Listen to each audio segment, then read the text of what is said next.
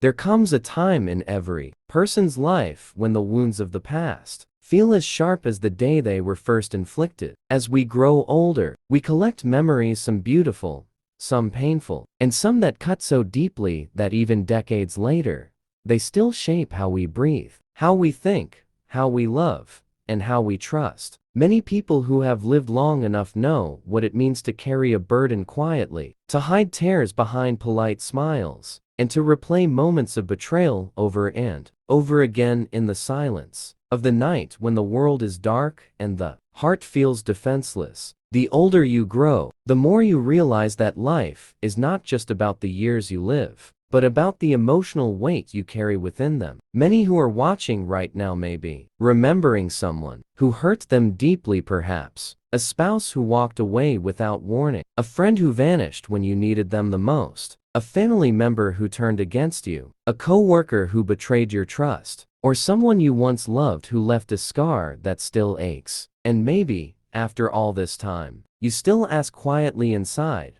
why did they do it? Why did they hurt me when I gave them nothing but love? The human heart is not made of stone. It feels, it breaks, it bleeds. And when someone mistreats you, the natural instinct is to want revenge, to want the other person to feel what they made you feel, to experience the pain they caused you, to understand the damage they left behind. It is a cry for justice, a desperate desire to correct what feels unbearably unfair. And there is nothing unusual about that feeling. Every human being has felt it at some point. When someone wounds you, a voice inside rises and says, they deserve to suffer too.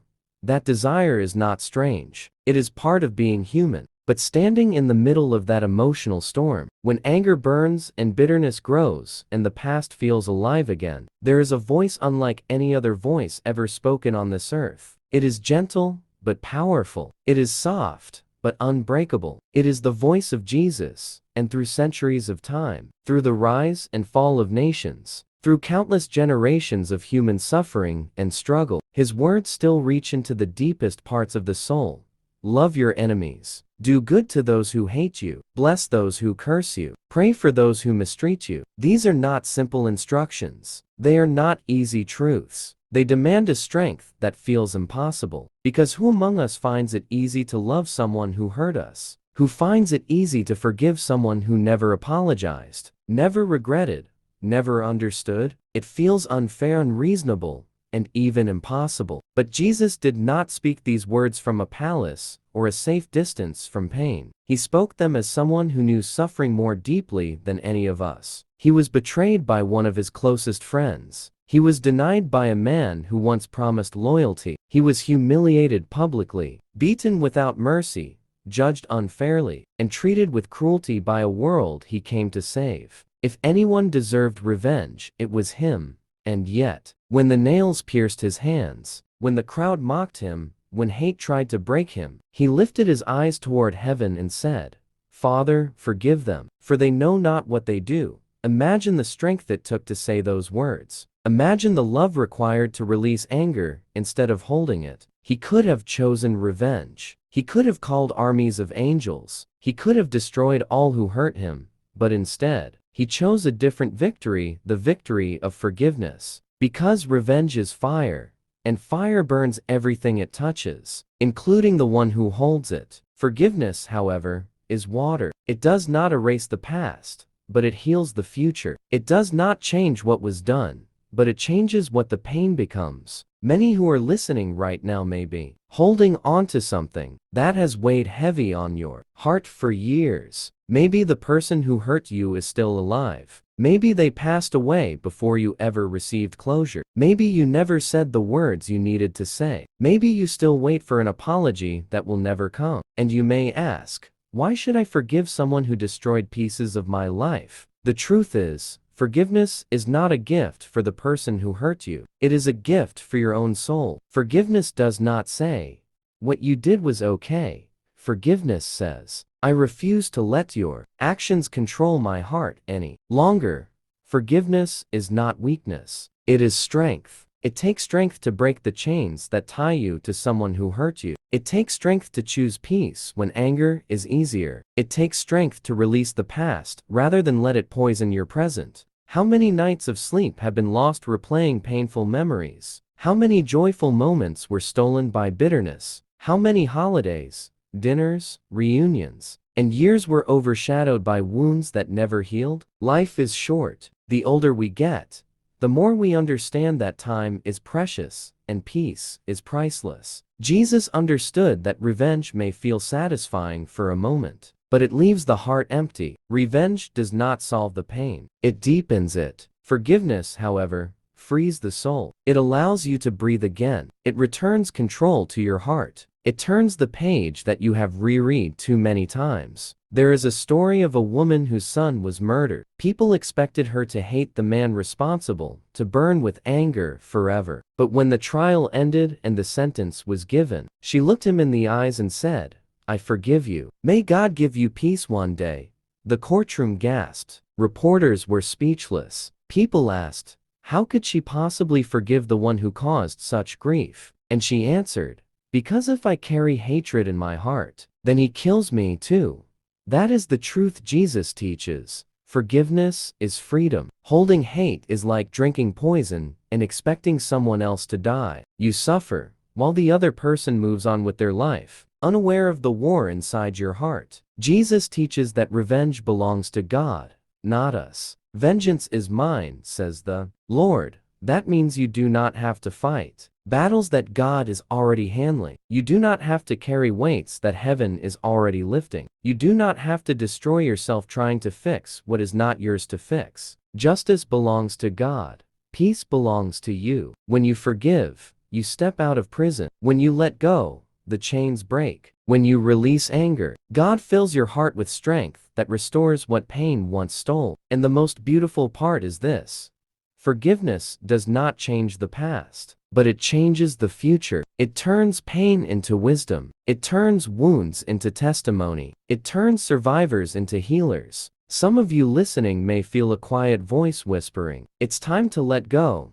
Maybe you have carried this hurt for too long. Maybe it's time to breathe again, to rest again, to feel light again. If you're waiting for the other person to change, you may wait forever, but you can change today. You can choose peace today. You can step into freedom today. Close your eyes for a moment and imagine what your life would feel like without resentment. Imagine waking up with a heart unburdened. Imagine looking back at the past and feeling no bitterness, just strength. You deserve that peace. You deserve that freedom. Jesus calls us not to take revenge, but to rise above it. Forgiveness is not the end of justice, it is the beginning of healing. And the greatest victory is not destroying the enemy, but refusing to become like them. Revenge keeps the wound open. Forgiveness allows it to finally close. Revenge destroys the heart. Forgiveness rebuilds it. There is no true peace in revenge. There is only true peace in letting go and trusting that God sees everything,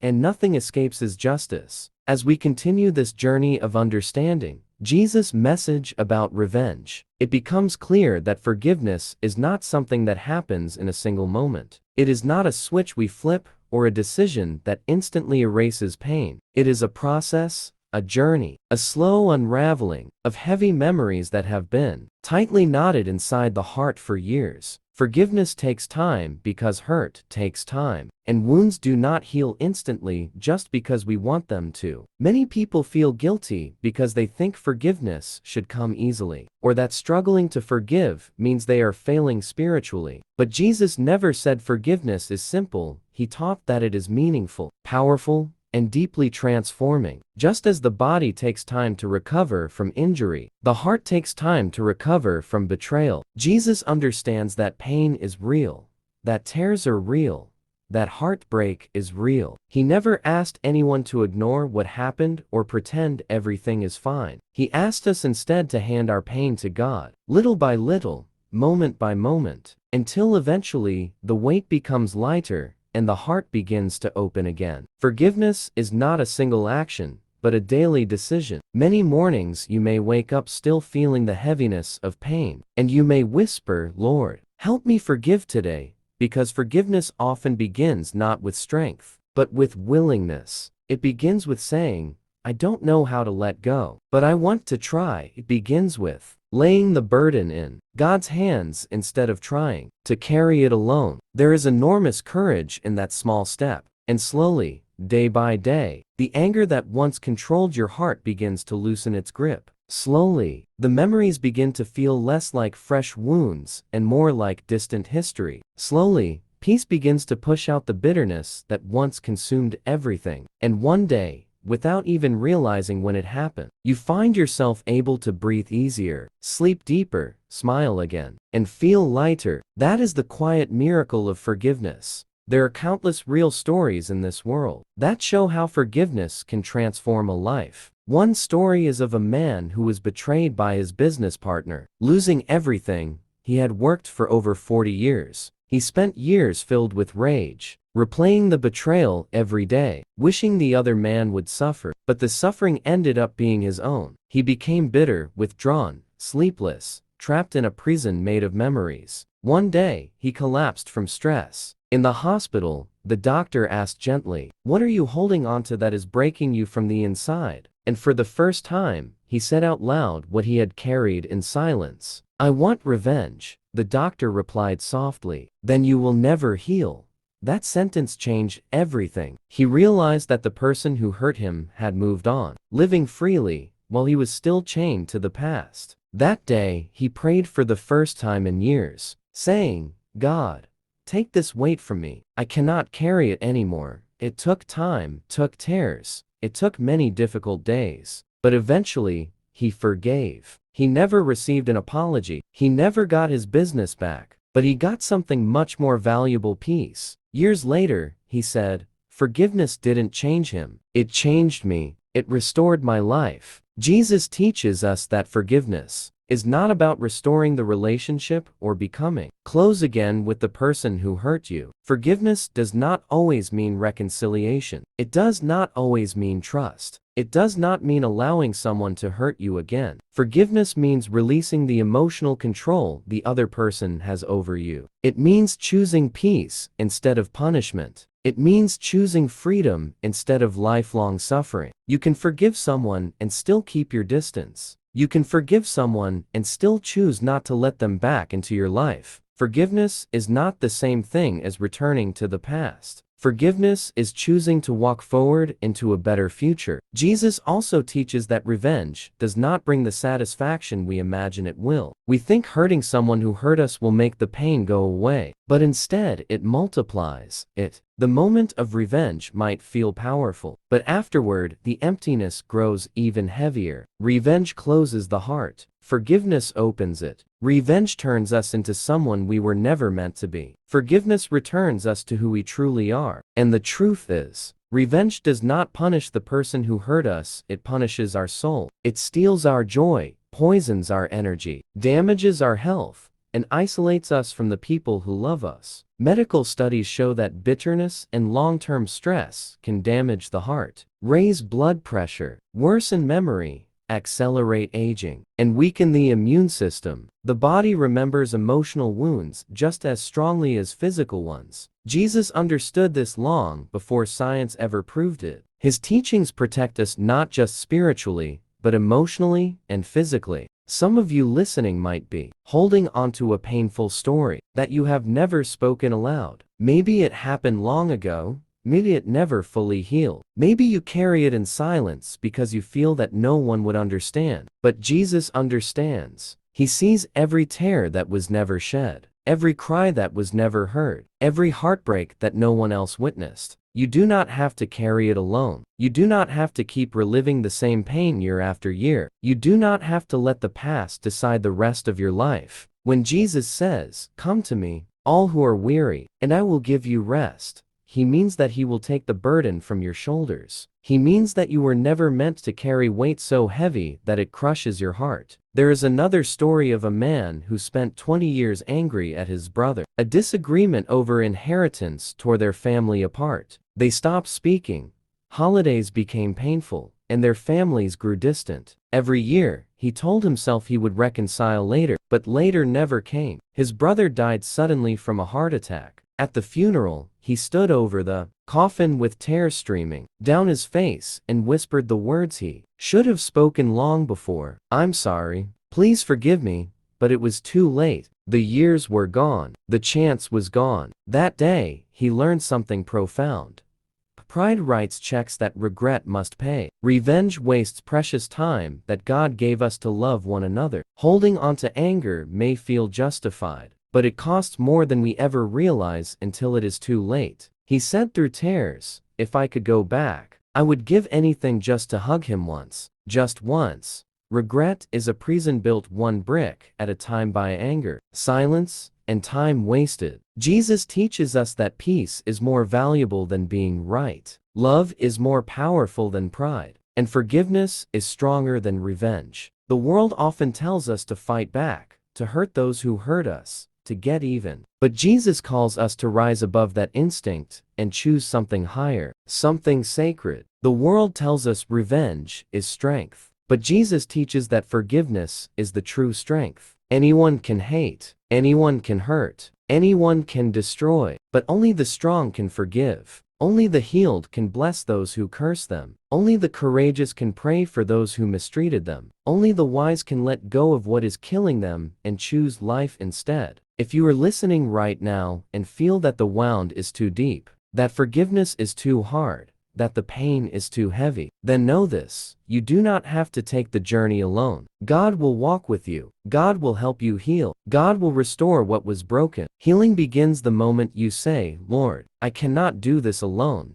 You do not have to feel ready. You do not have to feel strong. You do not have to feel brave. You only have to be willing. Close your eyes for a moment and imagine finally laying down the burden that has weighed you down for years. Imagine breathing without pain. Imagine sleeping without restless memories. Imagine waking up without bitterness. Imagine your heart unshackled. Imagine standing face to face with your own reflection and seeing peace instead of torment. This is the gift Jesus offers us when he tells us not to take revenge. He is not asking us to accept injustice. He is offering us a path to healing. He is asking us to hand our pain to God and let heaven handle what earth cannot fix. Forgiveness does not erase the past, but it rewrites the future. And one day, when you look back, the wound that once destroyed you will become the testimony that strengthens someone else. Your pain will become wisdom. Your survival will become someone else's hope. And the tears that once broke you will become the proof that God restores what life tries to destroy. Maybe someone listening today is ready to let go. Maybe someone listening knows that the anger they have held onto has already taken too much. Maybe someone listening is tired of hurting. If that is you, then hear this gently. It is time to release the weight. It is time to let peace enter. It is time to forgive, not because they deserve it, but because you deserve freedom. As we enter this final part of the journey, take a deep breath and let your heart settle for a moment. Think quietly about everything you have lived through, everything you have survived, everything you have fought through to still be standing today. Life has not been easy for many of us. There have been moments of joy and celebration, yes, but also seasons of tremendous pain, losses that shattered us, disappointments that crushed us, betrayals that cut deep into the heart, and memories that still bring tears even after decades have passed. Getting older does not erase pain. It often makes us more aware of how precious peace truly is. Because at this stage in life, we understand something that younger hearts cannot always grasp. Anger steals time, bitterness steals joy, and revenge steals the future. We realize that every day we wake up is a gift, every sunrise a blessing, and every breath an opportunity to choose a life not controlled by the past, but guided by grace. As we reflect on Jesus' message about revenge and forgiveness, it becomes clear that he asks us to release anger, not to protect the person who hurt us, but to protect ourselves. Jesus knows what anger does to the human spirit. He knows how silently it eats away at the heart like rust on steel. Anger can disguise itself as strength, when in truth, it is a heavy chain. It whispers, "Hold on, don't let them win."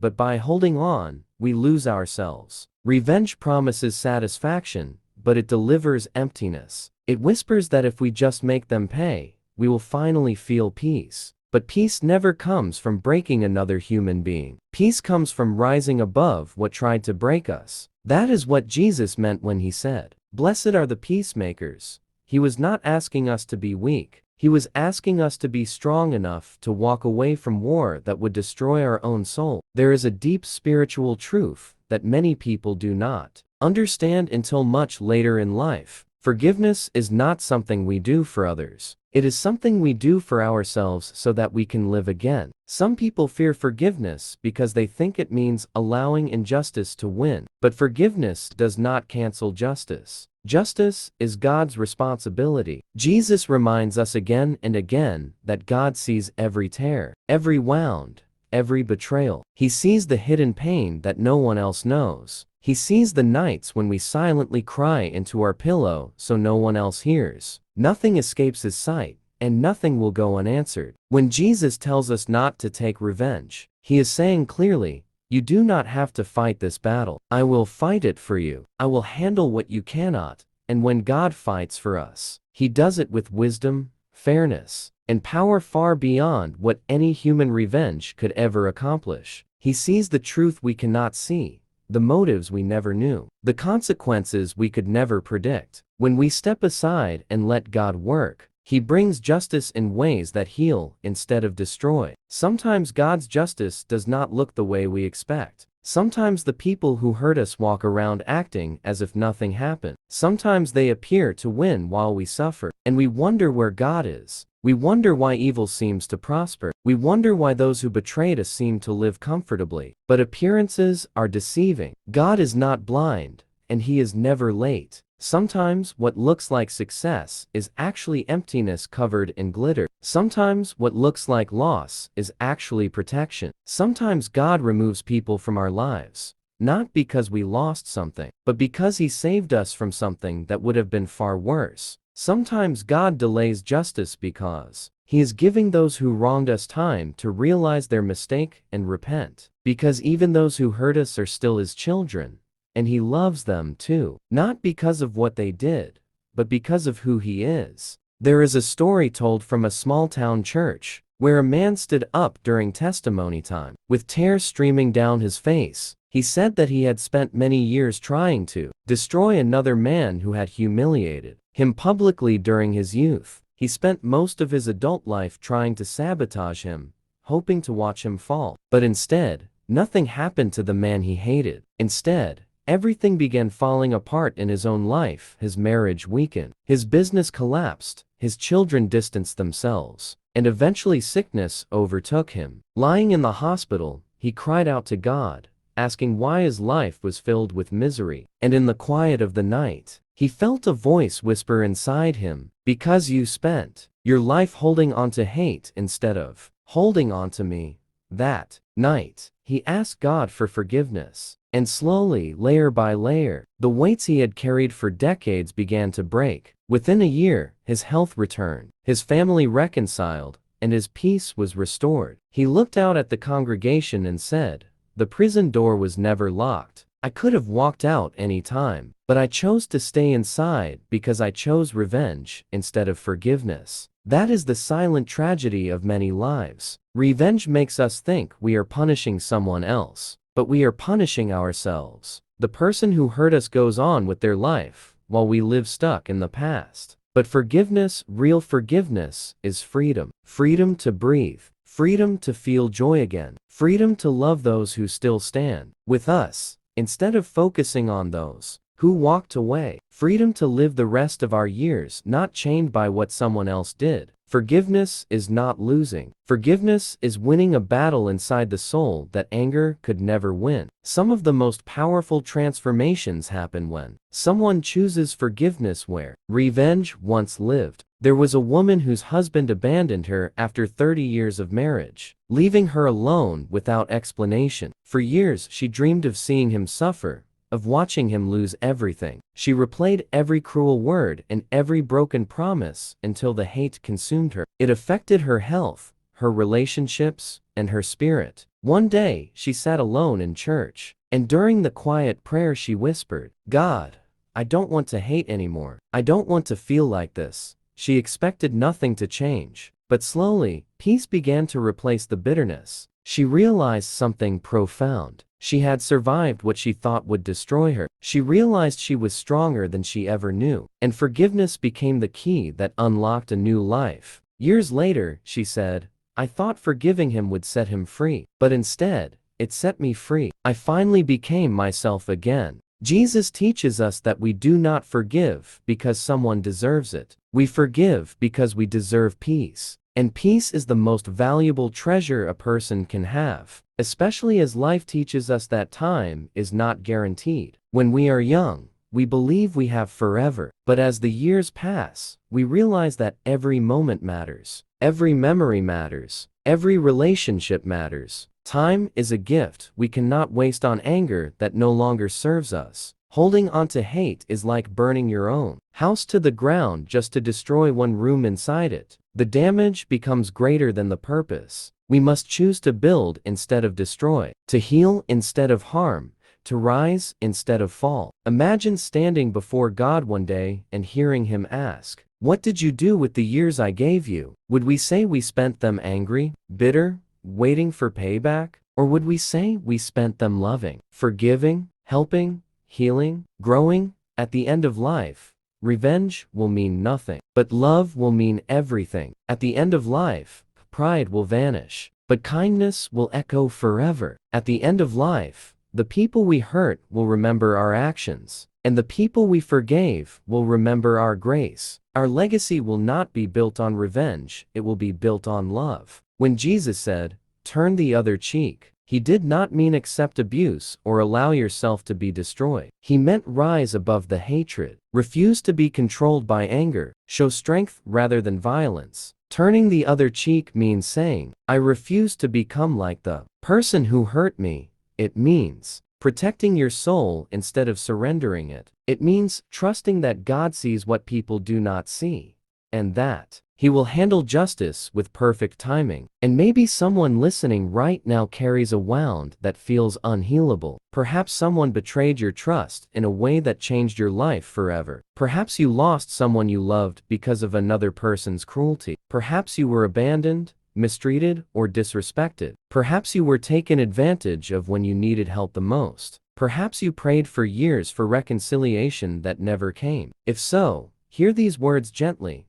It is not your fault that they hurt you. You did not deserve what happened. You did not deserve the pain. You did not deserve the silence. You did not deserve the loss. You are not weak for grieving. You are not weak for struggling to forgive. You are not weak for breaking under the weight of what happened. You are human, and Jesus understands every tear you cried in secret. He knows the pain that others never saw. He knows how hard it has been, and he stands beside you saying, "Give it to me.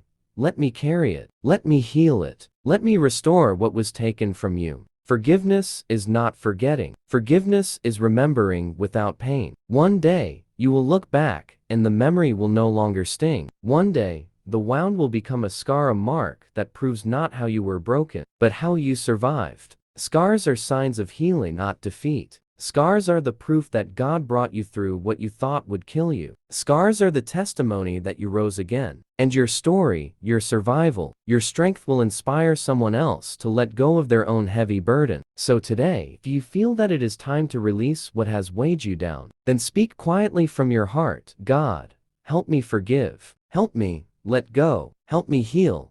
You do not have to do anything more than that. God will do the rest. Peace will come, freedom will come, healing will come, and the future will become bright, light, and filled with joy that revenge could never give. And when finally you stand in a moment of silence, resting in the warmth of forgiveness, you will realize something powerful and beautiful. The greatest revenge is a life lived with peace. The greatest victory is becoming the person God created you to be, not the person pain tried to turn you into. The greatest strength is choosing love when hate demanded control. The greatest ending to any story is not revenge, it is transformation. Let your heart breathe. Let peace settle inside you. Let the past stay in the past. Let God handle justice. and let your soul walk free. Because Jesus' message is not just a command, it is a rescue. It is the pathway out of pain and into healing. It is the way from bitterness into joy. It is the journey from revenge into redemption. And the world needs more people who choose love,